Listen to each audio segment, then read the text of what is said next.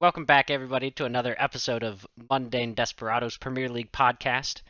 Today, Cristiane and I are going to be going over Week 14 results, the table as it stands now, and the Week 15 upcoming games. Yay. This week, we decided to change it up a little bit instead of me just talking the entire time, because I'm sure everyone is sick of my voice. We're going to be alternating games. Whoa. So, let's just dive right into it. All right. First game of the weekend, City Leicester. Take it away. So, at the beginning of the game, which I didn't watch because it was very early in the morning, Very early in the morning. I heard this disturbing noise, and it was the sound of thousands of fantasy teams crying out in despair because Holland didn't play. He did not play. He And he got didn't. hurt. And pulling back the curtain to talk about something not Premier League, he didn't play in their Champions League game today. Yeah. Apparently that little knock he had that said 75% chance of playing was a 0% chance of playing. It was a big So old boo-boo. guess who didn't switch her fantasy team and who still isn't because it still says 75%. Uh-huh. But other than that, they still ended up winning 1-0, which against Leicester is kind of a womp-womp Not for Man surprising. City. Yeah. You consider this 1-0 victory what they would be if they hadn't signed him? Like, they would still be good, but just not as good. Yeah, that is for how well City has been playing and how many goals they've been scoring. Mhm. To play Leicester and only score one goal. I'm not sure what that says about that team. Still got a shutout. Still a Yeah, great result for any team, I feel like, other than City. yeah. I mean, they had 65% possession, so it's not like they weren't playing. But both teams actually ended up having 5 shots on target, and a De Bruyne goal at the 49th minute, a beautiful goal from the free kick, got them their one and only goal for the game. We said the same thing last week. It seems like every time De Bruyne scores, it's Yeah, the prettiest goal you've ever seen. yeah. It was just a beauty. Somehow he is Uh, allergic to scoring ugly goals. yeah, which, is fine. We'll just keep watching these beautiful goals. But they had VAR say no penalty kick to Man City, which I watched it and I was like, eh. He went for the ball, but it could have really gone either way. Like if they had given the PK or if they had not, I was fine with it. But from the highlights that I watched, it was a very back and forth game with some really nice shots. I also did not watch the game, so Yeah. also still very early in the morning. Hmm. But it is interesting to see just how even different scoreline it was without Haaland. With Hmm. having, I think Julian Alvarez was the person who subbed in for him, or replaced him in the starting lineup, and their front three was Alvarez, Grealish, and Silva. And even with that team, you still have Gundogan, Rodri, and De Bruyne in the midfield. Still expect them to score more than one goal against Leicester. Hmm. But I think that just more than anything proves how dominant Haaland has been this season. Yeah. And just how much they need him, which please come back for the next game because I need some fantasy points. So with that win for City, they stay in second, still 2 points Hmm. behind Arsenal. With that loss for Leicester, drops them back down into 18th on 11 points. Yep. So not quite desperation for Leicester, but you come off of 2 wins in a row against Leeds and Wolverhampton, and just saying City as the next game on your schedule doesn't feel good if you're that team.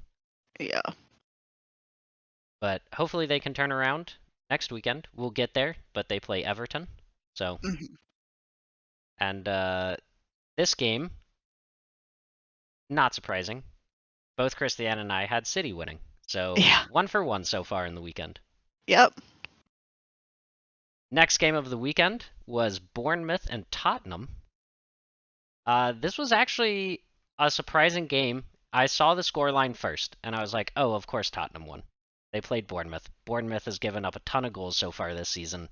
They've given Hmm. up 28 goals, which is tied for Nottingham Forest for the most goals given up. And then you actually look at the timeline and watch the highlights. Bournemouth scored 2 goals before Tottenham scored 1. So at one point in time, Huh. Tottenham was losing 2-0.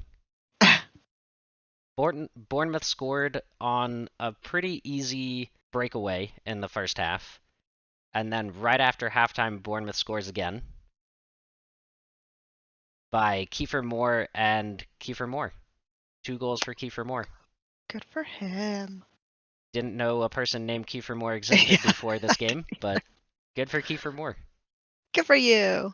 So the Spurs scored to tie it up. Ben Davies off of a corner kick in the 73rd minute. Ryan Sessegnon scored their first goal in the 57th minute off of a pretty good solo play, sort of just driving football to the goal. And Hmm. then sort of got saved in the 92nd minute. Ben Tanker, Ben Tanker scored off of a corner kick literally as the game was ending. Damn. So sort of a surprising scoreline in that Bournemouth Hmm. a almost pulled out a point of that game, especially when you Yeah. see the stats. Tottenham Hotspurs had 70% possession, had 6 shots on target to Bournemouth's 4, had 23 total shots to Bournemouth's 6, had 2 times as more touches and 3 times as many passes, and almost didn't win that game. Wow. I'm sure we both had Spurs for this one, right? We both had Tottenham. That is correct. Yes. Nice. 2 for 2. Yeah, I mean, watching back the highlights, again, woke up groggy, checked the phone. Oh, Tottenham won. Easy. 3-2. Wash your hands. Go about your day. Watching Yep. the highlights, a very close game. Hmm. Not in, as we said in the stats, Tottenham sort of dominated statistically, but in needing a saving goal in the 92nd minute to pull out 3 points against a middle of the table Bournemouth team. Yeah. So, sort of surprising. Hmm. Tottenham ends up getting 3 points. A win's a win. They move Yeah. on to their next game. And we move on to Brentford and Oh Wolves. my gosh, I just set up the segues and you knock them down. Yep. Uh, 1-1. Some nice goals by, is it Meh? Ben It's M-E. me! Me and Nevis. 2 minutes from each other, they scored. So, you know. And then, the 94th or 97th minute, Diego Costa's back. Diego He Costa strikes headbutted again! headbutted someone, which was not initially seen by the ref. Oh, he's a very VAR sneaky came in. headbutter. Yeah, VAR came in and was like, "Hey man, you should check that out because some sneakiness is happening." And he did, and he got a red card. So the bad boy of the Premier League is back. The Premier League has missed him. Yes, and Oh I've man. missed him. I mean, in terms of the teams of Brentford and Wolverhampton, doesn't Hmm. really change much. Yeah. They both stay at 11th and 19th, respectively. Hmm. But yeah, not much for me from this game. It just hysterical that Diego Costa, 5 games into his return to the Premier League, and Yeah. gets a red card. And then now that means he's suspended for the next match, right? Hmm. Well, sounds like just a day in the life of Diego Costa. And with that, for Wolverhampton, sort of in, I'm not going to say panic mode with their forwards, but they have 3 listed forwards. All 3 of them are injured. Nice, So nice. Diego Costa on his suspension is not available for next game. Raul Jimenez is out with an injury, expected back November 12th. And their third forward, Sasa Kalajic, has a knee injury and is expected back next year, June 1st. Wow, that sucks. So it'll be interesting to see how they carry on the next couple weeks without a true number 9 playing up front. Yeah. I don't remember our predictions for this though. I feel like I said Wolves, but I probably could have also said a tie. I said Brentford, and you said a tie. I'm so smart. So right now, you are 3 for 3 as the weekend stands so far, and I am two Yeah, two that's for not 3 gonna last long. Not for the next game. because the next game, it sucks. We have to talk about it. Yep. Just, Ah, just, man, just rip the band-aid. Just talk about it. Band-Aid ripping time. Ugh. Probably not the return Potter was hoping for returning to Brighton. Chelsea lose 4-1 in just a game that they did not show up to. Nope. Brighton's first goal, just absolutely terrible defensive play. Poor playing out of the back, just a gift. A gift of a goal to Trossard, which, with the form that he's scoring right now, not the person to give gift goals to. He has 7 goals on the season, tied for 5th. It's just super sloppy play. Mm-hmm. But with that being said, immediately after, Gallagher and Pulisic have back-to-back chances to even 1-1. Gallagher has his shot saved by the keeper. Pulisic misses a difficult shot, but one that you would expect a Premier League player to be able to put home. Mm-hmm. But I think that just says more of how much of an amazing game the Brighton keeper Sanchez had. Yeah. He really kept them in that game. Chelsea had 7 shots on target. Many of them weren't easy saves, but Sanchez able to really keep their team in it the entire 90 minutes. With Chelsea just absolutely shooting themselves in the foot for Brighton's next 2 goals. 2 corner kicks, 2 own goals. One was, I think it was Ruben Loftus-Cheek, just a simple deflection off, so sort of unlucky, and then an unlucky clear by Chalaba, trying to clear a breakaway out the end line touch, and ball deflects, goes into Chelsea's goal, automatically down 3-0 in the first half. Mm-hmm. So just rough start, and couldn't really get back into it. Havertz had some really good chances that he couldn't put away. They just didn't look like they came out to play. And Yeah. you would think with a new manager like Potter, they've been playing decently well in the last few games and in the Premier or in the Champions League. I mean, the draw to Brentford, not the best. Draw to Manchester United, the collapse in the 90th minute, and then a thrashing loss to Brighton are not the 3 consecutive results you want to have, especially with their next game this upcoming Mm-hmm. weekend against Arsenal. That's going to be Ugh. a tough ask of this Chelsea team. Yep. But hey, I mean, technically Chelsea scored just, on the wrong goal. Mm, yeah, that is true. Yeah, we scored twice, just Yeah. on the wrong side. Yep. And then to end the game, Gross has an easy tap-in goal after more poor defensive play. Deflection off of Mendy. No one on the defense tracking back to give him any type of support. Easy tap-in for Gross. Which Mendy was subbed in because Kepa injured in the 45th minute. So I think it was at halftime is when Mendy Yeah. came in. And I Mm-hmm. know Mendy hasn't gotten a lot of playing time since Potter has joined Chelsea. He hasn't played since week 6.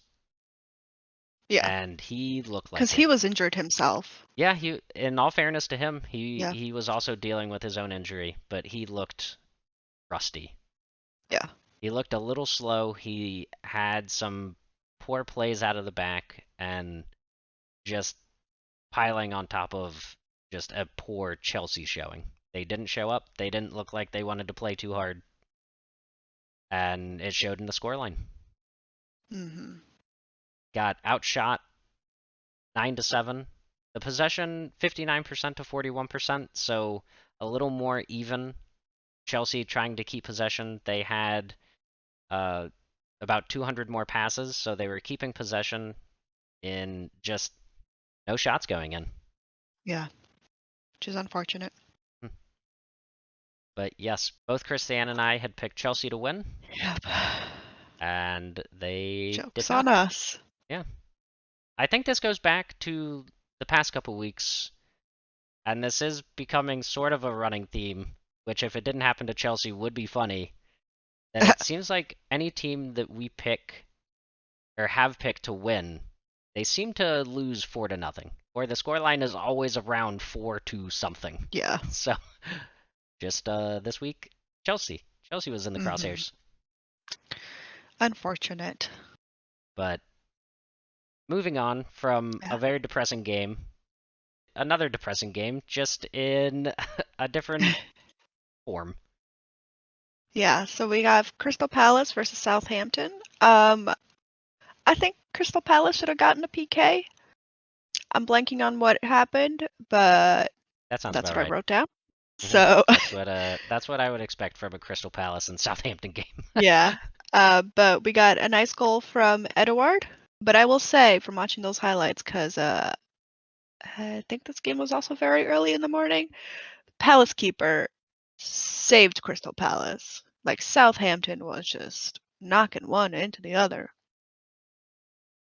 And that's all I remember from that game.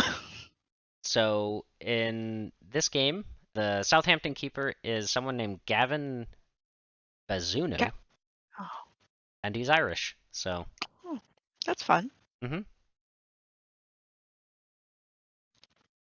I don't. Did we say a tie for this? Or did so no? We said Crystal Palace, didn't we? we both said that this game would end in a tie. Oh, So that puts with getting the Chelsea result incorrect and saying that Crystal Palace and Southampton would be a tie. Christiane is 3-2, and I am 2-3. okay, okay. Next game on Saturday after the Crystal Palace and Southampton game was Newcastle and Aston Villa. And just a continued run of form for Newcastle. In their last 5 games, they have a 5-1 win against Brentford, a 0-0 draw against Manchester United, a 1-0 win against Everton, a 2-1 win against Tottenham, and now a 4-0 win over Villa, which puts them at 6-6-1 and in Damn. 4th place, a point above Manchester United. Well, good for them. In some of the highlights of this game, Newcastle given a penalty right before halftime, which Wilson puts away easily. Just kicked the crap out of the ball. After halftime, they scored their second goal, Wilson scoring again, off of a little tricky corner set piece play. A short corner back to Trippier, I think. Trippier dribbles in, crosses it. A neat little schoolyard corner kick set piece from Newcastle gives them their second goal. Their third goal sees some really poor defense out of Villa. Newcastle scores off of breakaway. Joe Ellington, first shot saved by the keeper, second shot sort of a sitter, empty net. No one really tracking back on Villa's half, so pretty easy third goal. And fourth goal, Almiron scoring in the 67th minute, a beautiful curling shot from outside of the penalty box. Mm-hmm. So with that goal for Almiron, that puts him at 7 goals. And with that goal for Wilson, that puts him at 6 goals. So 2 pretty consistent goal scorers for Newcastle United. Keep it up, Newcastle. I mean, they are taking this first half of the season by storm so far. And if they finish at the international break in fourth. I think, not something anyone would have predicted. I think that's pretty shocking. But for this game, we both predicted Newcastle. Yay. So Christiane 4-2, and I am 3-3. Nice. Leading into the next game, We have Fulham at Everton, which, Christiane stuck with a couple back-to-back snoozers. yeah, I will say, I promise you, I watched all 12 minutes of that highlight. Could not tell you what happened in that game. It's a game that definitely happened. So we're just going to stick with some facts. Fulham had 24 shots, but only 6 of them are targets, so they're not great. There were 3 yellow cards for Fulham, 1 for Everton. Maybe a PK to Fulham, but I don't know. And then my last note, the Everton goalie jersey looks like he has one of those like posture strap things going on. So goalkeeper It's for very weird. Everton, Jordan Pickford, I think a season's high right now with 6 saves. Yeah, they were probably all from this game. So yeah, at least one person played well on the Everton team. Good for him, because that game must have been rough to watch. Oh, sorry, his second highest save total. When they played Liverpool to a 0-0 draw, he had 8 saves. So this Oh, okay. game, 6 saves on a 0-0 draw with Fulham. Nice.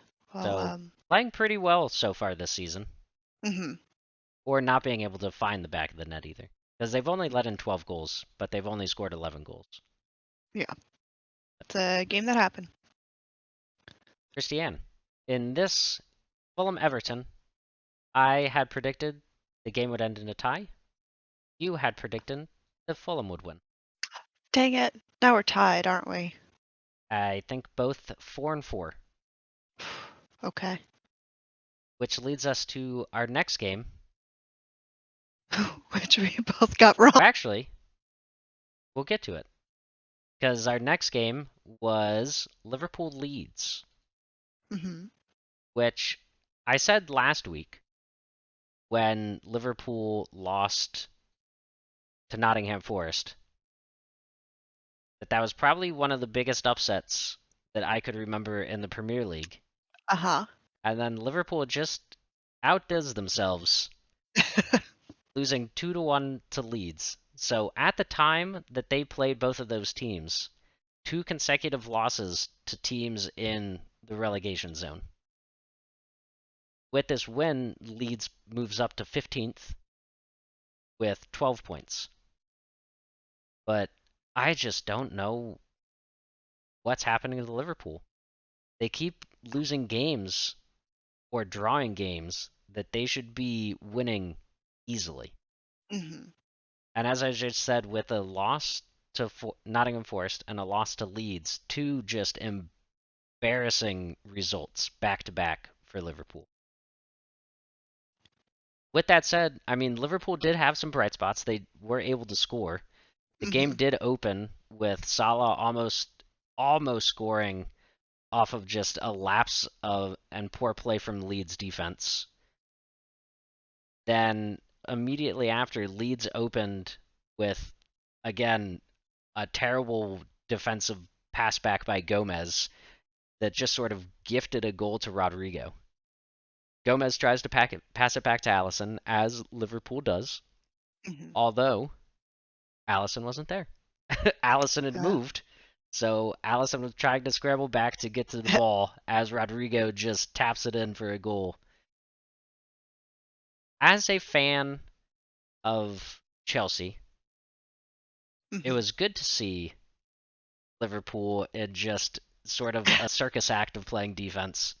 Yeah. But just as a football fan, not something you expect from especially Liverpool's defense, Yeah. which historically the past 7 years, 8 years has probably been the gold standard for defensive play. Hmm. Yep. And all of that happened in the first 4 minutes of the game. Jeez. Salah pulls a goal back on Beautiful cross by Robertson in the 14th minute. And then just a couple of other highlights. Leeds really playing well. Sort of the only true goal scoring opportunity was Aronson hitting the post and then having his follow up shot saved by Allison. And then in the 89th minute, a stunner. Somerville scores and Leeds gets. So, I'm not going to say steals all 3 points. They definitely were in the game as much as Liverpool dominated statistically, but Leeds were there. Like, Leeds gave Liverpool a run for their money. I think a draw would have been deserved for both teams, but Mhm. Leeds came to play. Their goalie, Mislier, he played spectacularly, saving, I think, 4, 5, or 6 shots that on any other day would have gone in for Liverpool. Yeah. So just a a great showing, a great showing out for that young Leeds goalie, who I'm not going to try to pronounce his last name again. But yeah, Liverpool for some reason just can't seem to get it right this season. Yeah. Which is fine, you know. Yeah, I mean Can't they're win them still all. on now that Christiane. You Hmm. did predict this last week. Now they are 4-4-4. Ooh, so I got something right. Yep, they are. Yeah. With that loss, they are now ninth with 16 points, and as I said, with that win, Leeds moves up into 15th with 12 points. But just the past Damn. few games for Leeds, they lose to Crystal Palace, they lose to Arsenal, they lose to Leicester, they lose to Fulham, and then they beat Liverpool. Who would have thought? Who saw that coming? Christiane did, No. because she Yeah. predicted it. I can see the future. So I had predicted Liverpool winning. Uh-huh. Christiane predicted Leeds winning. So Yep. Christiane doing pretty well so far. Whoa. The next game that we both got right, we have Arsenal versus Forest. Man, A, poor Nottingham a Forest. shellacking. They got 5-0 to Ran out Arsenal. of the building. Yep. We got goals by Martinelli, 2 for Nelson, who was subbed in, I think, at the first half for Saka because he got hurt. Hmm? Party, which I don't know if this auto corrected because I don't know, I've never seen that name before, and Odegaard. Jesus, who just could not score in this game, got 2 assists, and Saka and Nelson each got an assist. So Nelson, who wasn't supposed to start playing this game anyway, just had the game of his life. 2 goals and an assist. Arsenal had almost 70% possession and 10 shots on target. So 50% went in, which is And pretty good. to put that into perspective for Nelson, since you were talking about him, probably not supposed to play at least this early in the game. Hmm. It was the first time he had played all season, and his first 2 goals and assist for this season. Well, hopefully this will show that he can show up and he'll get some more playing time because he looked like he was having so much fun. And then I think it was after the first goal, they had a nice tribute to Pablo Mari, who was unfortunately stabbed last week in Mm. Milan Mm. in a mall. So that was a nice little gesture to Yeah, him. They held up his jersey a and nice gesture to a former teammate. yeah. Oh, he's out on loan, so he can come back. Yeah, that is true. Yeah. Former teammate as of now. Yeah. But yeah, what a game. Just poor Nottingham Forest. They did not need this beating. No, they did not. I mean, still probably riding off the high of beating Liverpool, just did not show up. Yeah. But I think those 2 back-to-back results may just show A, how well Arsenal has been playing this season, and B, the difference between the level of skill between Arsenal and Liverpool and how they've been playing. Mhm. Yeah. But yes, both Christiane and I did have Arsenal winning this game. Maybe not by 5-0, but Yeah. did have Arsenal winning this game. Mhm. Going into the final game of the weekend, I am 5-4 in my predictions. Christiane 6-3. So the finale of the weekend, primetime game on Sunday, Manchester United and West Ham. Mhm. A game where not much happened. It was a very even game. I will give it to West Ham. They showed up to play. They played really hard. And I think they were unlucky to come away with a point because Manchester United won 1-0. Mm. I think a point would have been deserved. Rashford putting away the only goal of the game off of just a brute force header with the assist from Eriksen, which I will say, never disappointed to see Eriksen play well. Mhm. Yeah. And with West Ham being competitive in the game, in the dying moments, De Gea had a save on Zuma and a save from Antonio, and on the dying whistle had a save on Declan Rice in 3 beautiful saves. The player of the game was De Gea, which I think rightfully earned. He had 5 saves in the game, and all of them could have very easily been goals on any other day with any other goal. He played spectacularly. And like I was saying, it was pretty even with possession. Manchester United had 53% possession. Goals was 5-3 for West Ham. Shots was 16-13 for Manchester United. And passes was 490 to 412 for Manchester United. So one of the closer games of the weekend, and you sort of see that in the scoreline on with a 1-0 result. So with that result, We're tied. we are tied. I had predicted Manchester United win. Christiane had predicted a West Ham win. So we end the weekend both 6-4. Which, after our last weekend where I was 2-8 and you went Yeah. 1-9, I I'll think take this. an earned victory for both of us. Yep. We're doing better. Yes, some of the games were a little easier to predict. You had some more obvious games like City and Leicester and Arsenal and Forest, but I think we also thought the same thing last week, and we got 3 combined correct, so Yep. we're making progress. We're getting there.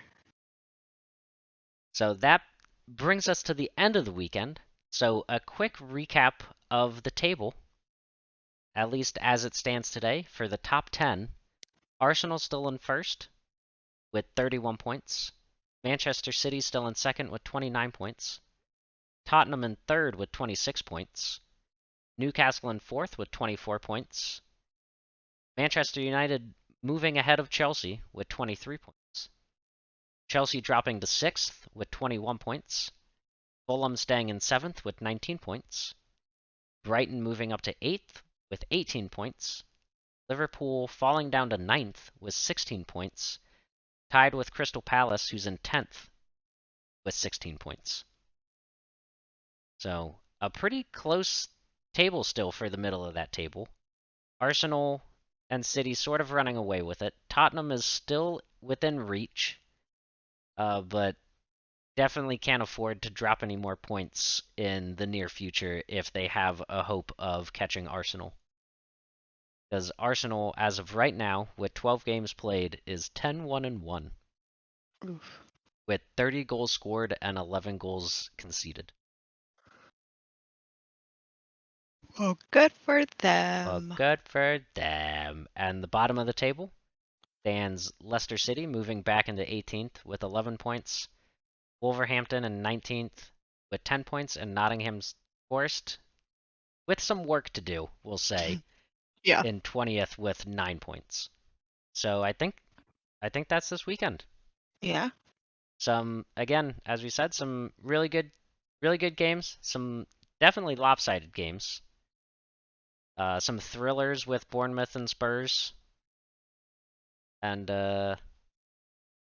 yeah, it was an exciting weekend of football, hmm What's except for for the the? Chelsea game because Yeah, that's where it except for sucked. we don't talk That's about that we Chelsea don't game. talk about that Chelsea game. Yeah. What's in store for this weekend? This weekend, we have 5 games on Saturday and 5 games on Oof. Sunday.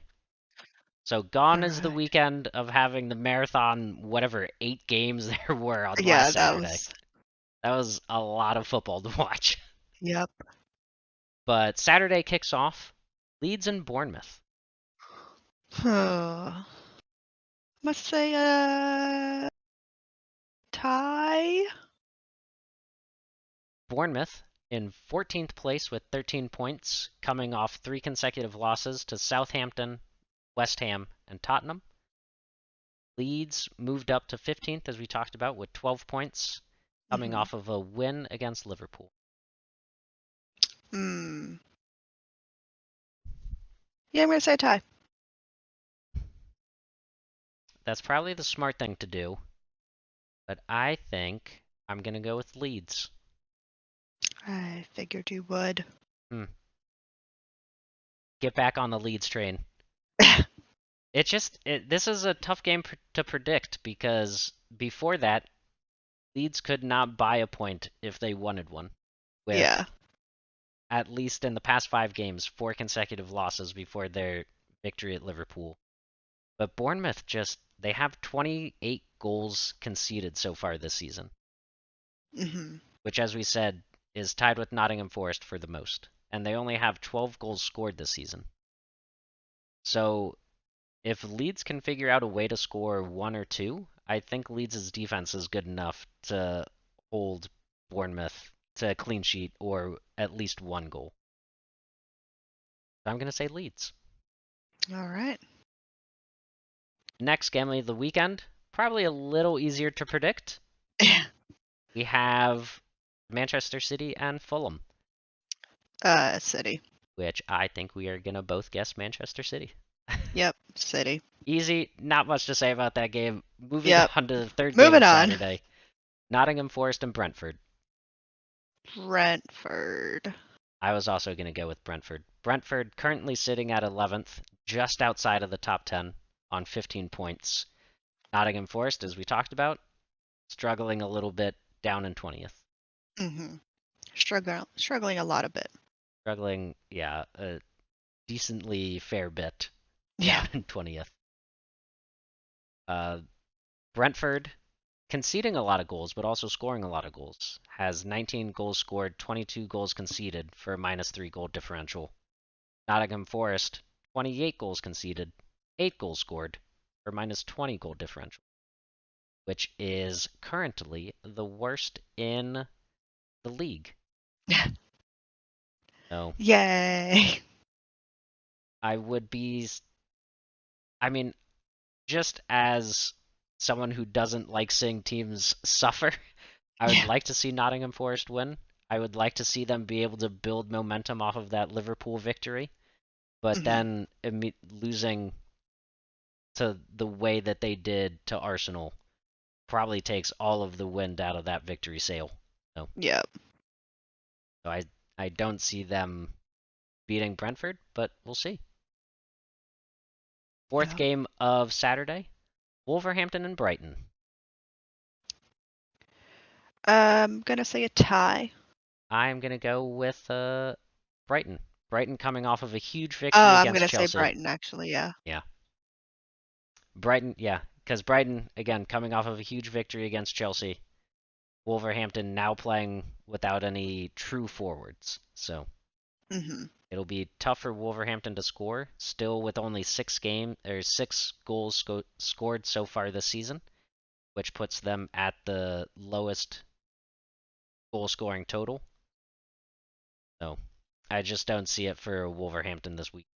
Yeah. And the last game is Saturday. Everton and Leicester. I'm going to say a tie. So Everton coming off of a draw with Fulham. Leicester coming off of a 1-0 loss to Manchester City. I'm going to go with Everton. With how well Jordan Pickford has been playing the past few games, I think it's going to be tough for Leicester to score. Leicester has been scoring goals more recently. They have 21 goals scored so far this season, which actually puts them up in one of the higher goal scoring totals. 21 goals scored is more than both Chelsea and Manchester United. But they just have issues that when they lose, they seem to lose by a goal or two. And then when they win is when they score all their goals. So it's just dependent on if Everton gives up goals or not this game. And I think Everton's defense is good enough to hold them at bay. So I'm going to go with Everton. And you said a tie? Tie, yep. Perfect. That ends the Saturday slate of games. Going into Sunday.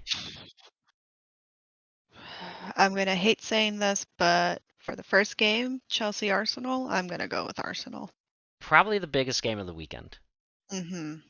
The headliner on Sunday may give it some competition, but at least where teams currently sit in the table, Chelsea-Arsenal, I would say, is the highlight of this weekend. Luckily, for us here on the Pacific Coast, it's at 4 in the morning. So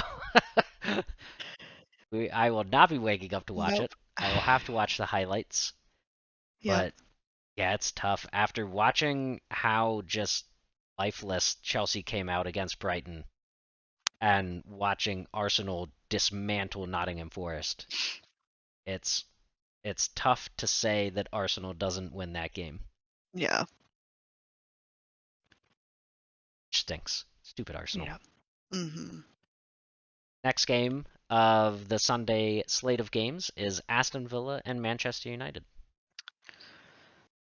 I'm going to go with Manchester United. Yeah, United. I think with Manchester United, how they played against West Ham, and currently the